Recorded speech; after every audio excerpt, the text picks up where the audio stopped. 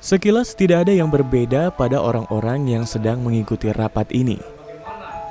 Mereka begitu fokus dan antusias mengikuti rapat. Namun tahukah Anda bahwa mereka adalah kaum difabel yang tergabung dalam Persatuan Tuna Netra Indonesia atau Pertuni? Ya, Pertuni adalah organisasi kemasyarakatan Tuna Netra Indonesia yang terbentuk pada tahun 1966. Pertuni bertujuan mewujudkan keadaan yang kondusif bagi tuna netra untuk menjalankan kehidupan yang cerdas, mandiri, dan produktif. Pertuni Sumatera Utara sendiri terbentuk pada tahun 1977. Sekarang Pertuni Sumatera Utara diketuai oleh Hairul Batubara. Keterbatasan fisik yang mereka miliki tidak membuat mereka menyerah. Justru mereka semakin produktif. Seperti kali ini, para ibu-ibu tunanetra yang tergabung di Pertuni ini sedang mengadakan pelatihan membuat kerupuk. Pelatihan seperti ini bertujuan untuk melatih keterampilan mereka.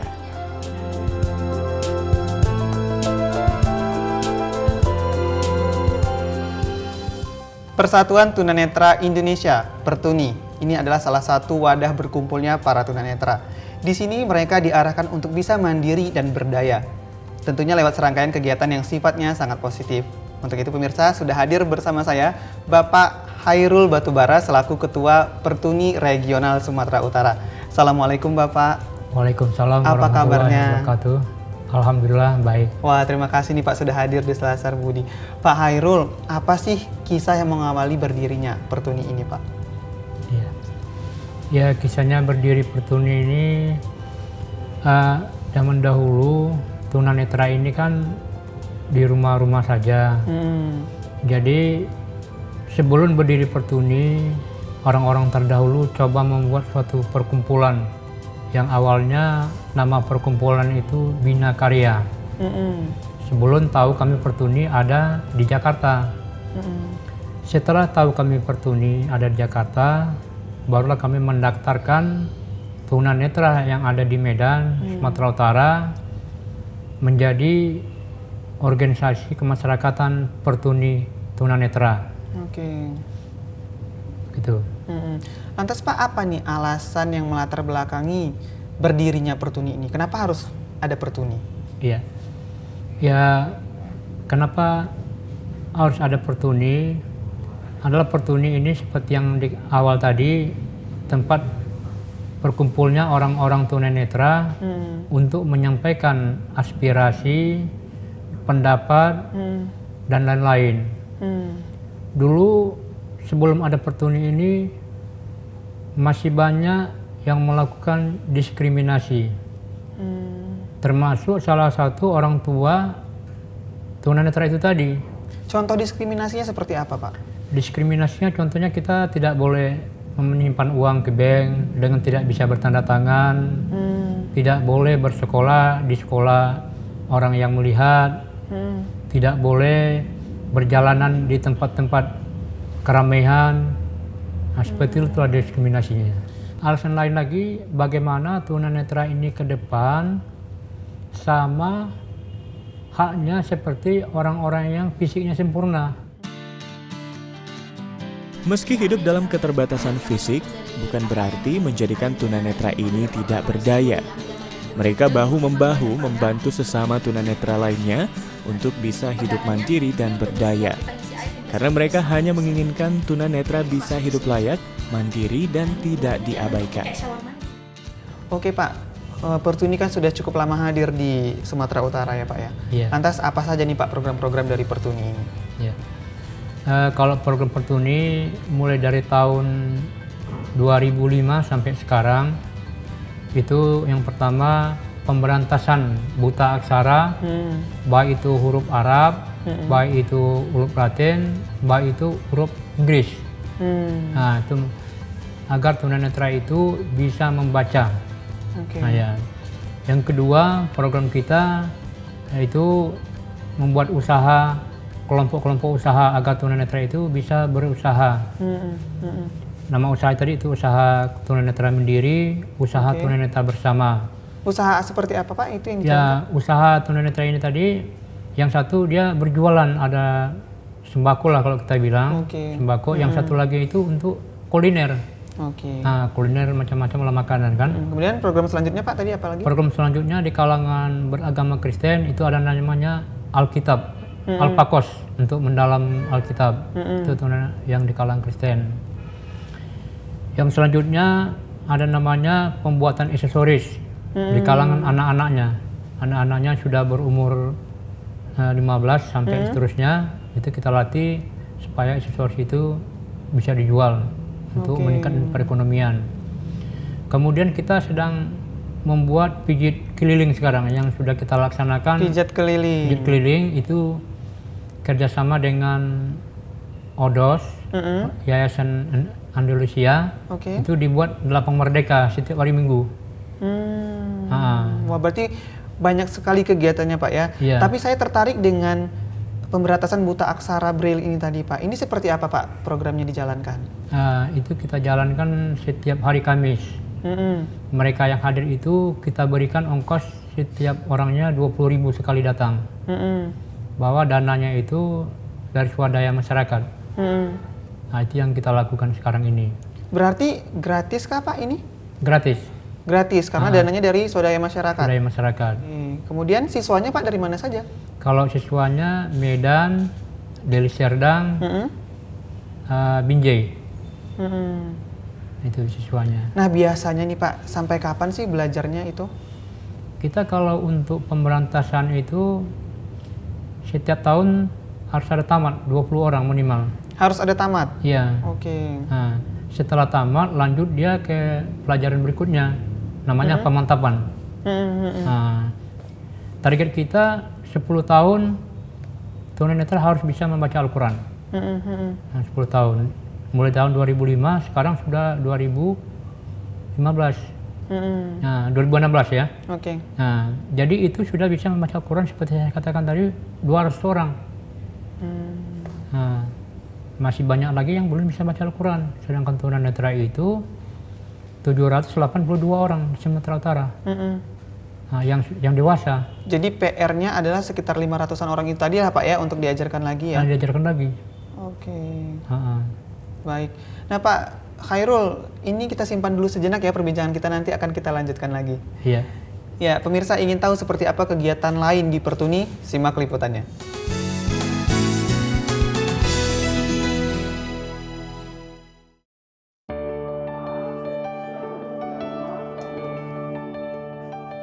Dalam menjalankan visi dan misinya, Pertuni memiliki beragam program dan kegiatan. Dalam kegiatan keagamaan misalnya, Pertuni memiliki program belajar membaca Al-Quran Braille. Program ini untuk tunanetra dewasa dan anak-anak. Jadwal mengaji huruf Braille berlangsung setiap hari Kamis dan Minggu siang. Tidak saja memerhatikan kehidupan tunanetra, karena Pertuni juga peduli kepada anak-anak dari anggota Pertuni. Pertuni juga fokus untuk memberantas buta huruf Braille di kalangan anak-anak tunanetra. Mereka pun rutin menggelar pelatihan membaca dan menulis huruf Braille setiap hari Kamis. Selain diberi pengajaran membaca Al-Quran, anak-anak ini juga dibekali dengan keterampilan lain. Seperti kali ini, mereka diajarkan membuat keterampilan berbahan manik-manik.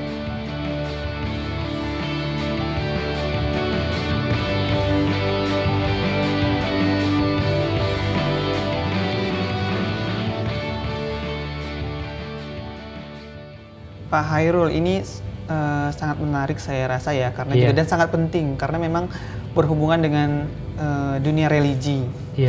Bahwa tunanetra harus bisa mengaji juga, dan untuk yang beragama Nasrani mungkin harus paham dengan Alkitab. Lantas seperti apa nih Pak cara mengajarkan mereka untuk membaca huruf-huruf Braille yang memang berbeda dengan huruf Braille alfabet? Gitu. Iya. Yang selama ini kan kita buat di Pertuni itu sama seperti yang Muslim. Cuman mereka yang ngajar waktu itu salah seorang pendetanya juga tunanetra. Nah, itu diajarkan dengan cara mencatat dalam huruf Braille. Ya, kalau di Alkitab itu kan huruf Latin. Iya. Ya. Jadi mereka catat sampai waktu itu target belajarnya 6 bulan. Ya, sekarang sudah selesai. Kami akan membuat program itu lagi. Tujuannya agar terlaksana kerukunan umat beragama di kalangan tunanetra. Nah, ini kan Pertuni. Pertuni itu organisasi nasional. Di dalamnya ada Muslim, ada Nasrani. Jadi kita Pertuni Lintas agama ya Pak, ya, banyak agama di sana. jadi harus adil. Nah, jadi kita sudah laksanakan keadilan itu. Ya, mudah-mudahan ini berjalan dengan baik. Anggota Pertuni juga kerap mengadakan pengajian dan arisan rutin. Di sini mereka tidak hanya mengaji, tapi juga diberikan kesempatan untuk memeriksakan kesehatannya secara gratis. Mereka juga mendapat bantuan bahan pangan berupa beras dari donatur yang memerhatikan kesejahteraan mereka dan anggotanya.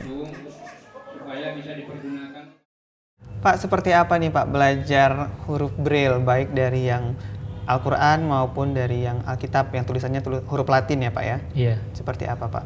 Iya. Jadi yang pertama Al-Quran Braille tadi dulu. Kalau belajarnya itu kita setiap hari Kamis belajar dari pagi sampai siang, itu untuk yang dewasa. Untuk anak-anaknya dari habis zuhur sampai sore. Oh, ada dua tingkatan ya Pak, yang dewasa dan anak-anak. Tunanetra. Jadi belajarnya mereka mencatat yang pemberantasan tadi dari awal. Jadi ada dari mulai awal lagi. Jadi belajarnya itu setiap hari Kamis itu 3 orang guru menangannya, agar dia terbagi-bagi kelompoknya. Ya supaya cepat dapat. Kita kan ada 45 orang. 45 orang tuh dibagi 3. Dibagi 3. Jadi yang datang itu ada dari Deli Serdang, ada dari Medan, dan ada dari Binjai. Jadi itulah yang belajar Al-Quran Braille. Gurunya tadi itulah Pak Norman Ritonga, Khairil Anwar, Supia. Jadi kalau terkait dengan huruf Braille di Alpakos di kalangan tunanetra Kristen, sama juga seperti itu tadi. Jadi ada satu pengajar ditambah satu pembantu untuk membantu memegangkan alat tulis tadi. Jadi mereka bisa menulis, mencatat apa yang disampaikan pendeta itu tadi. Kira-kira begitu. Jadi ada yang mengajarkan, ada yang membantu juga ya Pak ya? Iya. Biar kerjanya juga lebih fokus seperti Lebih itu fokus, Pak ya? ya. Dan langsung terbina murid-muridnya ya Pak ya, dari adanya pembantu yang membantu si pengajar.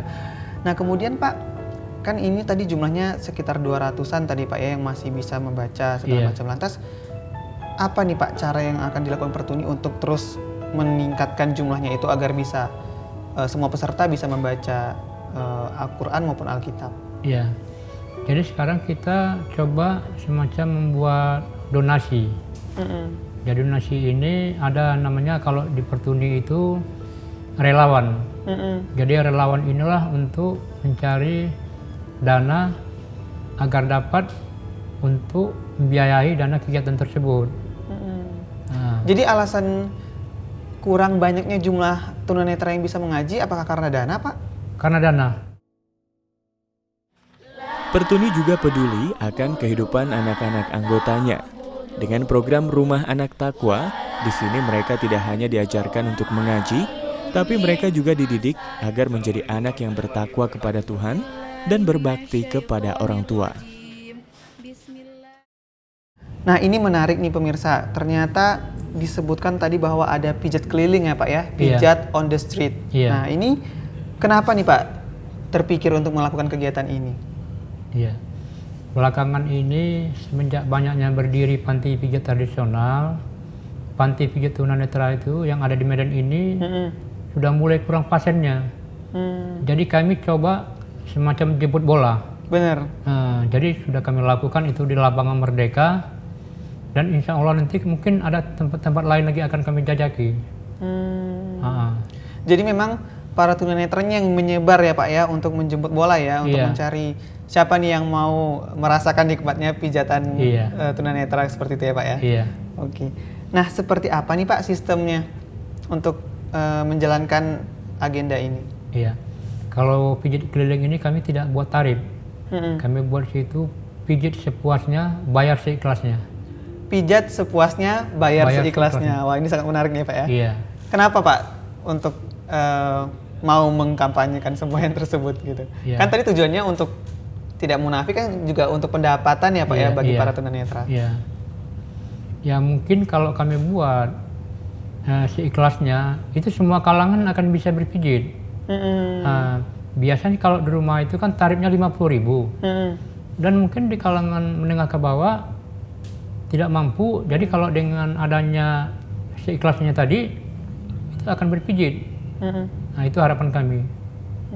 Jadi diharapkan dengan bayar seikhlasnya ini bakalan banyak ya Pak ya orang yang mau merasakan pijatan tunanetra. Insya Allah. Insya Allah seperti itu. Nah kemudian berapa banyak nih Pak tenaga pemijatnya? Kalau untuk sekarang ini pijat keliling ini ada 15 orang. 15 orang dari mana saja Pak ini? Wilayah Medan semua. Dari wilayah Medan semua, dari Pertuni Medan ya Pak ya? Iya. Baik Pak Hairul, kita harus jeda kembali sejenak, nanti akan kita lanjutkan lagi ya Pak ya. Ya pemirsa, ingin tahu seperti apa komentar masyarakat mengenai kiprah Pertuni di Sumatera Utara? Berikut cuplikannya.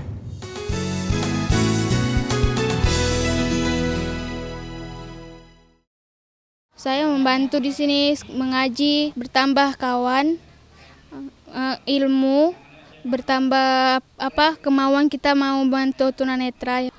Semoga Pertuni lebih maju lagi, semoga banyak yang lebih membantu, semoga Pertuni tidak dikucilkan. Manfaatnya banyak. Kalau untuk diri saya sendiri yaitu terutama untuk pengembangan diri, untuk pengalaman dan untuk kepercayaan diri juga. Dan di sini saya banyak belajar. Harapannya Pertuni bisa menjadi wadah yang baik untuk sosialisasi, bukan hanya untuk tunanetra itu sendiri, untuk pengembangan diri, tetapi juga untuk kalangan masyarakat umum mungkin yang tidak tunanetra, tapi mereka bisa melihat ini kehidupan, ini kegiatan kami yang dengan keterbatasan. Kami terbatas secara fisik, tapi secara mental, secara intelektual kami punya kemampuan. Yang manfaatnya besar sekali selama saya gabung di Pertuni ini. Yang dulunya nggak bisa mengaji baca Al-Quran, sekarang alhamdulillah udah bisa. Yang dulu sekarang nggak pernah main kasidah, sekarang alhamdulillah udah bisa. Bahkan sekarang ini udah dapat ilmu baru lagi, udah bisa bikin kerupuk, udah bisa ngajari teman-teman yang lain.